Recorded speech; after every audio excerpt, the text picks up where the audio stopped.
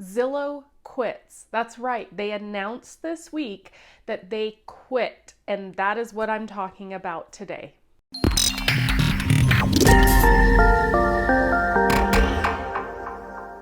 Hi, this is Melissa Ballman, and I'm a real estate agent here in the greater Salt Lake City area. So what that means, if you're looking at making a real estate move, I'd love to connect with you. Shoot me a text, send me an email, do what you got to do, but get in touch with me. But first, today, we're talking about what it means that Zillow has quit their iBuying program of buying people's homes from them. So on Tuesday, the Zillow CEO, and I quote, stated, "We've determined the unpredictability in forecasting home prices far exceeds what we anticipated." So in this market, they were not purchasing homes in a way that made sense. Actually, in the third quarter of 2021, they announced that they lost $339.2 million on their iBuying program. Now, some sources are saying that the CEO stated they had problems with their algorithm, and that is why they were paying more for houses than what they should have been doing. So what does that mean? If you're not familiar with these types of programs, what happened is Zillow came in and started buying homes, and they were doing crazy things like escalation clauses. And of course, when you're competing as a home buyer against a giant like Zillow was purchasing these homes, and a lot of buyers were missing out on them. Now, the benefit of Zillow doing this from a selling perspective is that the sellers that had problems with their home, needed update, repairs, whatever, Zillow came in and said, "We'll buy it from you and we'll take care of any repairs." Now, a lot of times it was minor repairs and updates and painting and stuff like that. All things that are pretty simple for a homeowner to do. But I've also heard really bad stories about like big cracks in the foundation that they basically didn't take care of. All kinds of different things. And I've never had a personal experience with Zillow, but just what I have heard. So that is the draw that some people had to selling their home to a cash buyer like Zillow, because they didn't have to worry about anything. So what does that mean? Well, as I said, Zillow bought up a lot of homes. Right now, they're announcing they plan on getting rid of 7,000 homes that they have purchased over the next 3 years, is what they're saying right now. And about 2/3 have been reported to be underwater. So that means Zillow is more than likely, and they've said they will, but who knows how many houses they will do this for, but they will be selling a lot of those homes, if not the majority or all of them, at a loss. So for less than what they paid for them. So that could be really good news for home buyers. We're going to see more inventory coming on as Zillow is selling off the homes that they've purchased. And that is, of course, nationwide, not just specific to Utah. And it's going to make things where the good old-fashioned investors are going to be coming back into the market even more so to either get deals on these houses, because Zillow was acting as investors and doing kind of the fix and flip type thing. But as they stated, they weren't very good at it. The numbers don't lie. They were not good at it. And really, and I'm going to talk about this at the end, so stay tuned. Zillow was actually started really as a marketing company, and they sell your information, and I'm going to talk about that later in the video. And so they're getting all this information from users and then turning around and selling it.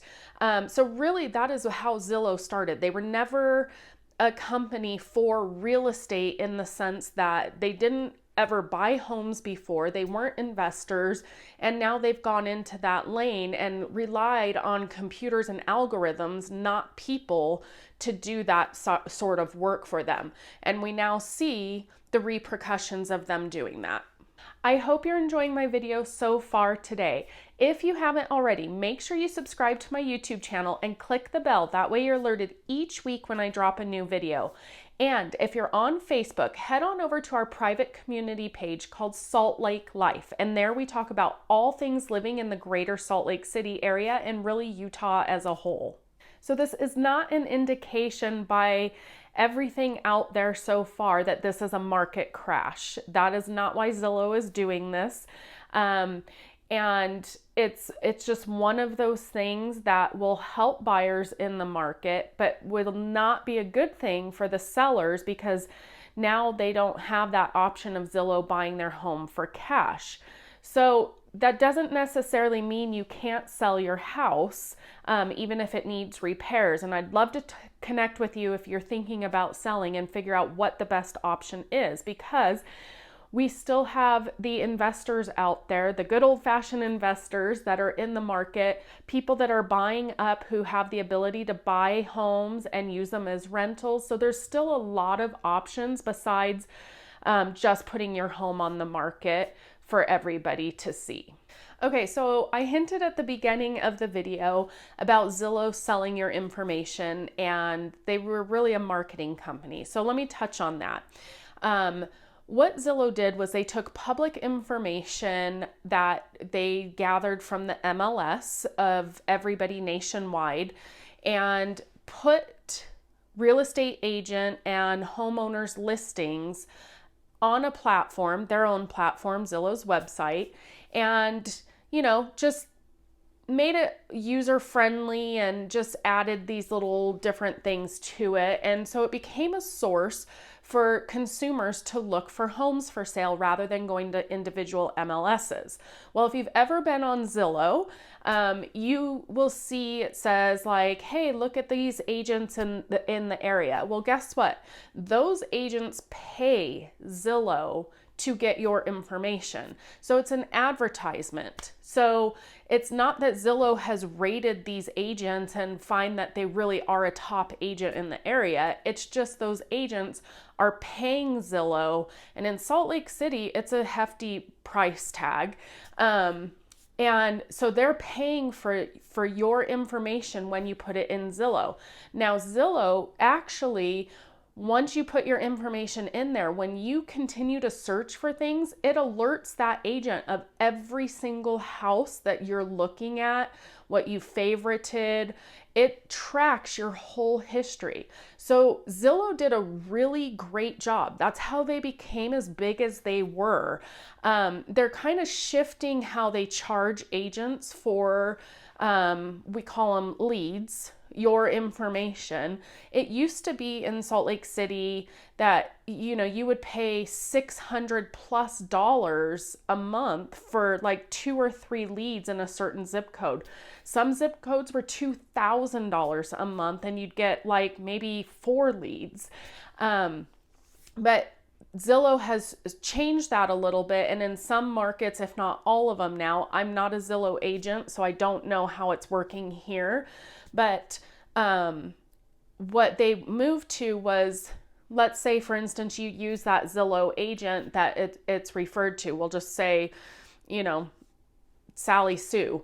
So if you use Sally Sue as an agent and Zillow referred them, then Zillow's going to say to Sally Sue, okay, when you close that house with the consumer, then you're going to pay us a percentage of your commission. So again, they've done a fantastic job and made a lot of money marketing, but that means that they're selling your information to do that. Whereas you can go to local MLSs and search for the same homes. Now, there's a joke that the A in Zillow stands for accuracy. And unfortunately, this has kind of proven that their algorithm, they've said, had issues, and they were paying far more than they should have and lost a grundle of money with their computer and algorithm system and have said they way underestimated the markets.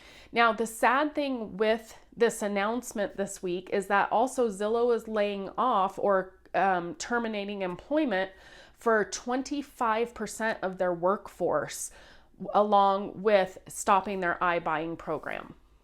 So the bottom line is, we can talk about this forever, but it just goes to show the importance of working with a real estate professional in your area and having a relationship with them.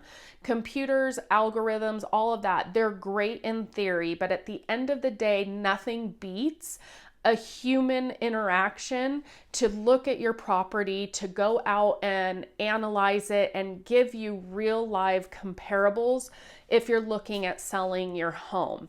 Now, this is a really high market, so as a seller, doing iBuying programs may not be in your best interest, because you could still find investors and flippers that are interested in paying top dollar for the condition of your home and getting you more money than paying all the fees and transaction fees of iBuying programs.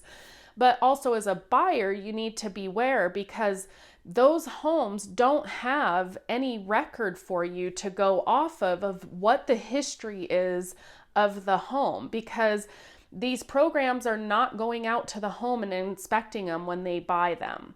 So if you have questions about the real estate market, whether you're looking at buying or selling, what your best options are, I'd love to connect with you. I'm always here to help. You can reach out to me anytime, but as always, make it a great day.